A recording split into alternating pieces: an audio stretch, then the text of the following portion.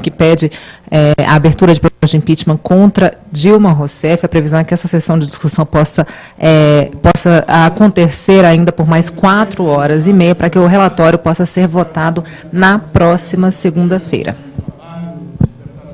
Pelo relatório e a todas as colegas e colegas, sobretudo aqueles que aqui representam... Este é o deputado Júlio Lopes, do PP do Estado do Rio de Janeiro.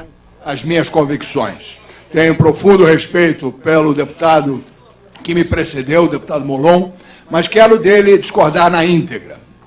Eu toda vez, deputado Carlos Sampaio, que vou fazer um discurso político e que chego em algum lugar em que ainda não sou conhecido, a primeira coisa que eu gosto de falar para os meus ouvintes e interlocutores é dizer, meu amigo, eu vim aqui para me apresentar como candidato para tentar fazer uma parceria contigo. Mas eu já quero me adiantar te dizendo o seguinte, ninguém poderá fazer por você mais do que você mesmo, movido pela vontade de mudar a sua vida, mudar o seu futuro, mudar o futuro dos seus filhos e de sua família, do seu país. Ninguém poderá fazer mais por um cidadão ou por uma cidadã que o próprio cidadão ou cidadã, imbuído da vontade de mudar e de construir um novo país, uma nova vida e legar a seus filhos um novo e melhor futuro. Quero dizer, deputado Molon, com todo respeito que Vossa Excelência me merece, que o que estão aqui são homens e mulheres que vão julgar, sim, de acordo com suas consciências, de acordo com seu conhecimento e seu dever cívico. Assim como fazem os membros de um tribunal, que são cidadãs e cidadãos que se reúnem para julgar um fato, uma ocorrência, um crime, o que quer que seja, e que é o fato supremo da justiça, como Vossa Excelência, que é advogado, bem sabe. Ninguém pode contrariar um tribunal de júri levado a júri por 2 vezes. E o que somos nós, mais do que homens e mulheres, cheios de ignorâncias e imperfeições e falta de saber e de conhecimento? O que somos nós, mais do que homens e mulheres desejosos de dar apenas uma pequena contribuição? Pois bem, vamos julgar sim, mas vamos julgar fatos, interpretados e analisados sobre a ótica de nossas consciências e convicções. Não poderemos jamais fazer nada diferente. E quero aqui dizer a cada cidadão, a cada cidadã que nos assiste, ninguém poderá fazer mais pelo senhor ou pela senhora do que o próprio movimento que os senhores fazem hoje nas ruas do Brasil. Saldo aqui, não só os membros do Vem Pra Rua, do movimento brasileiro, do MBL, quero saudar também aqueles que se posicionam pela situação, aqueles que se posicionam a favor do PT e a favor da presidente Dilma. Porque é assim que se constrói uma nação. É confrontando ideias, confrontando princípios e convicções. Não confrontando pessoas, não estabelecendo guerras e dividindo a nação como tem feito a presidente Dilma Rousseff, como tem feito o presidente Lula. E aqui faço um parênteses, presidente, para dizer que admiro profundamente a trajetória e a biografia do presidente Lula. Da mesma forma que lamento profundamente os episódios recentes que comprometem essa mesma biografia. Me enche de orgulho ouvir uma negra, pobre, favelada, como é a deputada Benedita. Excelência, sim, mais excelente do que nós. Porque se somos excelências, é porque excelente é o povo que nos elege. Excelências somos porque decorremos de eleições. Mas excelentes são esses 6 milhões que foram às ruas e nelas se colocam todos os dias. E nesse contexto, está, sim, a deputada Benedita, que merece aqui todo o nosso respeito, todo o nosso orgulho. Assim como o próprio presidente Lula, que um dia de operário chegou a presidente da República. Eu tenho muito orgulho desse país, que permitiu um operário sair de operário a presidente da República. Eu tenho muito orgulho dessa mulher favelada que falou aqui, que nos precedeu, apesar de muito dela discordar, de muito dela confrontar as minhas ideias e as minhas convicções. Eu pensei bastante, sabe, presidente, eu acho que nós estamos aqui numa enorme confusão na pátria, e o que mais nos prejudica é exatamente essa noção de guerra entre pobres e ricos, entre esquerda e direita. Isso não faz o menor sentido, sabe por quê? Porque o maior motor de uma economia são homens e mulheres capazes de lutar por um novo futuro. São homens e mulheres capazes de construir as suas próprias vidas e, em competição sadia, erguer uma economia. É isso que diz Conway. E por que ele diz isso? Porque não existe força maior do que cada um com a vontade de melhorar, cada um com a vontade de se superar. Mas para que homens e mulheres tenham uma competição, é fundamental nisso, que haja um regramento, que haja um conjunto de regras sobre as quais essa sociedade compete, age e diverge. Não podemos divergir sem regras, não podemos nos confrontar sem regras, da mesma forma que não podemos aqui destituir a presidente ou o que quer que se seja, sem observar o mais absoluto regramento legal, deputado Rogério Rosso. E é exatamente o que fazemos. Que golpe é esse que tem todas as previsões constitucionais e que se dá dentro da casa do povo, com suas excelências eleitas pelo povo, parametrizado, julgado e observado pelo Supremo Tribunal Federal, onde seus membros são indicados pelo próprio presidente da República, que ora julgamos. E todos sabem, os que nos assistem e não, que 7 membros desse próprio colegiado de 11 foram eleitos por esse governo que aí está. Portanto, que golpe é esse, deputado Carlos Sampaio? Que golpe é esse, deputado Paulo Biacchio? Aonde, Marum? Não tem golpe nenhum. O que tem é uma conversa fiada, de muita incompetência, de muita falta de gestão, de querer jogar a população ao temor de que qualquer governo que se sucederá acabará com os benefícios sociais. E aí quero fazer um parênteses e chamar a atenção pelo seguinte. Um dos maiores problemas do Brasil hoje, senhor presidente, são os subsídios. Os subsídios que o PT descobriu serem uma grande moeda eleitoral e os distribuiu à sua vontade política, fazendo valer e crescer uma enorme inércia na população trabalhadora do Brasil. Foram esses subsídios mal distribuídos e desperdiçados que fizeram a inflação crescer e convidar à leniência milhares de brasileiros que se serviram erradamente desses benefícios pagos irregularmente. Quero aqui citar, amigos, um relatório do Tribunal de Contas da União, de setembro de 2014, viu, deputado Fernando, que dizia o seguinte: dos 36 milhões analisados, eles fizeram uma auditoria, deputado Carlos, em 1.600.000. Descobriram 400 mil irregularidades, deputado. Descobriram mais de 300 mil proprietários rurais recebendo o Bolsa Família. Só naquele grupo analisado, 577 vereadores receberam o Bolsa Família, deputado Rogério Rosso.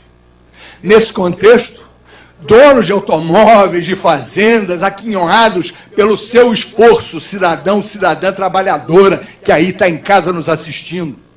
Foi assim que se drenou a riqueza desse país.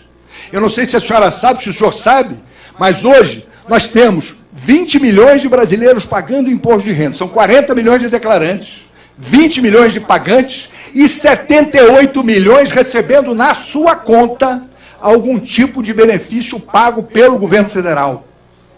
Se fossem benefícios justos ou corretamente aplicados, eu aqui saudaria. Eu aqui diria, nós temos que garanti-los. Mas não é o caso, senhor presidente. Pelo menos 20, 25% de todos esses subsídios drenam pelas mãos sujas e porcas da corrupção, daqueles que não têm ética, daqueles que não têm o sentimento de servir. Quero te dizer, deputado, que eu só entrei na política, eu sou professor, talvez não tenha uma titulação tão exuberante como o professor que aqui defendeu a presidente Dilma, mas a minha titulação muito inferior não me faz um imbecil ou um idiota. O que faz a verdadeira essência é a dedicação, a forma como a gente trabalha. E quando eu aqui disse ao professor que ele não era o chefe da cadeira, em forma alguma quis diminuí-lo, porque tenho por ele enorme respeito. Mas o que eu quis dizer aqui foi que o que ele colocava era indevido e era impróprio. Assim como também tenho enorme respeito por sua excelência, o grande ministro José Eduardo Cardoso, viu, Carlos Sampaio? Ele é um cara muito importante. Deu dignidade ao Ministério da Justiça, permitiu à Polícia Federal agir, mas aqui cometeu um equívoco grave. Ele pegou a Constituição do Brasil, Aqui está no artigo 85, é nesse livrinho aqui, e está dito aqui, olha só como é que é fácil de entender qual é o crime de Sua Excelência, a Presidente da República, que esclareço aqui o deputado Moron. São crimes de responsabilidade os atos da Presidência da República que atentem contra a Constituição Federal e especialmente contra, aí vem aqui no artigo 7º, a lei orçamentária.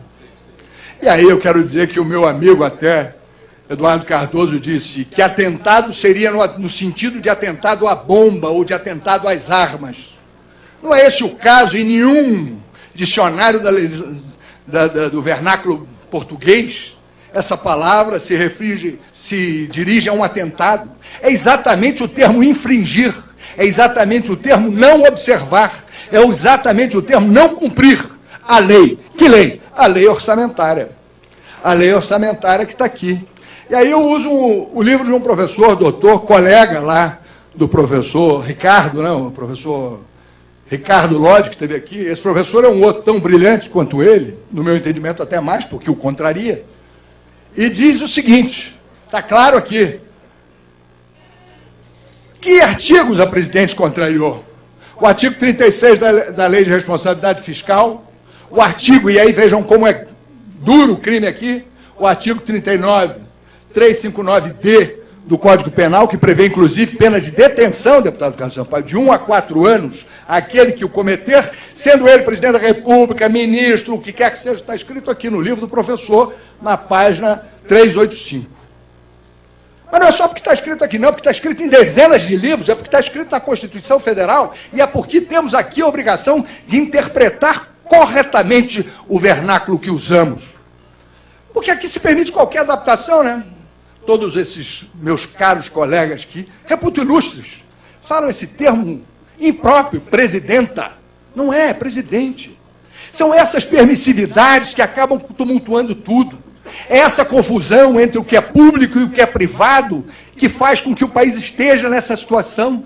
No meu entendimento, não poderia nem a CGU aqui fazer a defesa da presidente, porque é impróprio, porque não é correto, não é? A AGU não deveria, por um princípio moral e ético.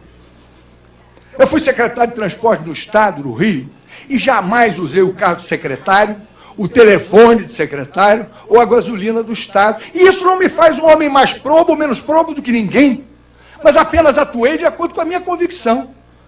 E aí vejo a toda hora o uso do palácio, instituição maior da República, sendo usado para a defesa da pessoa, porque o crime, senhoras e senhores, aqueles que nos ouvem, tem natureza pessoal. A Presidente da República quis, sim, cometer, dolosamente ou de forma culposa, aquele ato, que visava iludir a sociedade brasileira quanto aos brilhantes números da nação. Números fictícios de uma verdade absolutamente inexistente. E foi aí que residiu o crime, deputado Molon.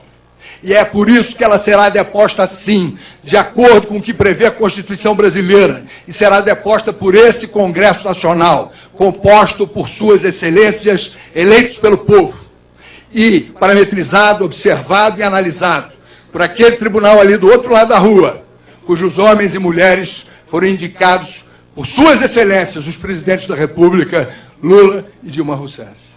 Portanto, estamos na mais absoluta ordem constitucional no Brasil, na mais absoluta ordem dessa República que tem que se vangloriar do momento que vive. Porque a partir de agora, nós que somos excelências nada excelentes, teremos que nos postar de uma nova maneira, teremos que agir de uma nova maneira, porque o povo está nos cobrando isso. E daqui, eu tenho certeza, que seguirá um futuro diferente, onde homens e mulheres poderão ir para as ruas, mostrar as suas forças, suas ideias e convicções, mais certos de que a regra está estabelecida e que o jogo será jogado dentro dessa regra. Por que estamos nessa enorme confusão? Porque a presidente achou que entendia de tudo e aí se meteu nos preços da energia, se meteu nos preços do petróleo, e aqui o Paulo Roberto Costa disse: o maior dano da Petrobras não foi o enorme bilionário roubo que fizemos, foi a má gestão feita pela senhora Presidente da República ao drenar 100 bilhões de reais na contenção do preço da gasolina, o que queria fazer de novo, senhoras e senhores. Estou próximo de encerrar a minha fala, e quero dizer para cada cidadão, para cada cidadã, Acredite que é o senhor e a senhora que vai mudar esse país agora, no dia 17, na frente desse Congresso ou na rua, na porta da sua casa. Acredite que é você que vai mudar esse país com o seu grito.